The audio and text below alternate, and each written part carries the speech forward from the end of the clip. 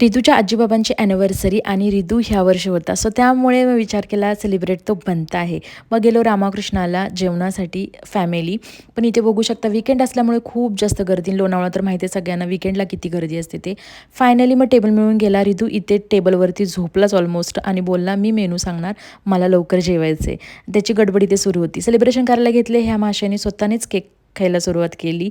मग त्याला मी घेतले 2 इयर्सपर्यंत साखर नाही, सो त्यामुळे. त्याच्यानंतर त्याची डाळ खिचडी आली विदाऊट सॉल्ट, विदाऊट तडकेवाली.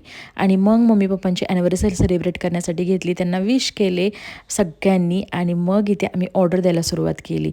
रितू तर काय असा शांत बसणार नाही. मग त्याच्यासाठी मी सलाड मागवले कारण की त्याला काकडी, टोमॅटो दिल्यानंतर तो एंगेज राहतो थोड्या वेळासाठी.